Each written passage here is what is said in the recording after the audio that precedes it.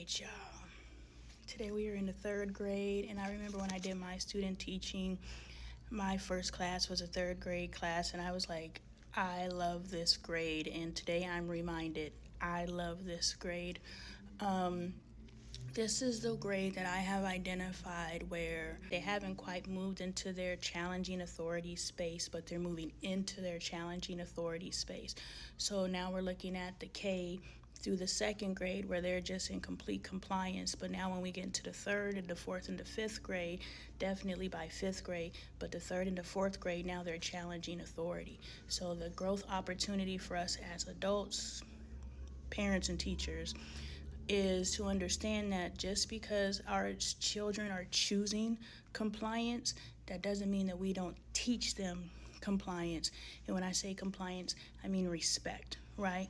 We're missing the opportunity to teach our children how to fall in line when they're in social settings, right? We don't want to teach our kids to bend their will, but we need to teach our children the basics of respect.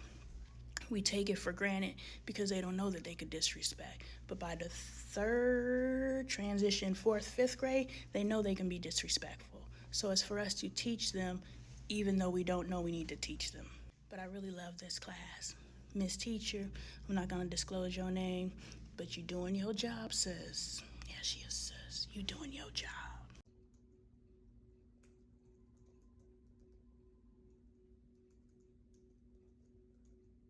All right, while the kiddos at lunch, let's talk about teaching the children beyond.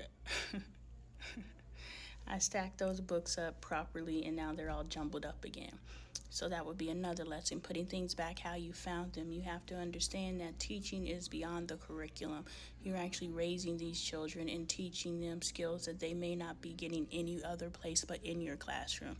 All right, so this is another part of classroom management, is you want to maintain uniformity, and in that, put things back how you found them. But anyway, the reason why I wanted to hop on here was how you have to take the curriculum and grow it into the child, make it relevant to the child. So we read a story about a student who was being essentially bullied because she was different. It was called Marisol Doesn't Match, or Mismatching Marisol, something like that. And she was all over the place and people made her feel bad about it. And so we had to write sentences, 3 to 5 sentences. And so I gave them the framework of writing what happened in the beginning, what happened in the middle, what happened in the end.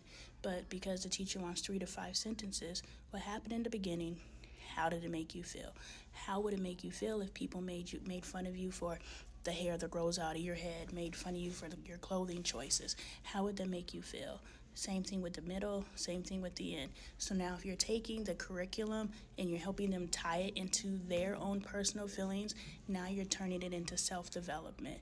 And now they can use it beyond this assignment, which is going to get thrown away, but the skills you taught them will go on with them through life.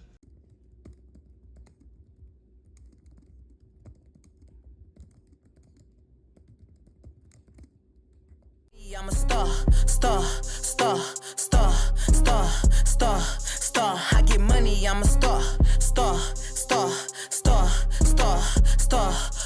お金稼ぐ俺らはスター。お金稼ぐ私はスター。スター。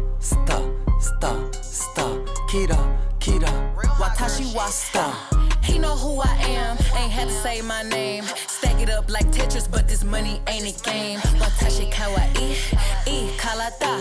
Drinking out the bottle, getting twisted, Maru-chan.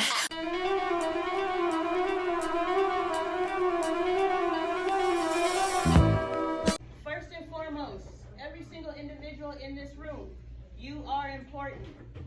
Regardless of what people say to you, regardless of how people treat you, you are important. Do you understand? Now you determine your importance. You determine your value to yourself. You determine your value to your family. You determine your value to society. Okay? Society doesn't tell you your value. Your family doesn't tell you your value. That starts with you.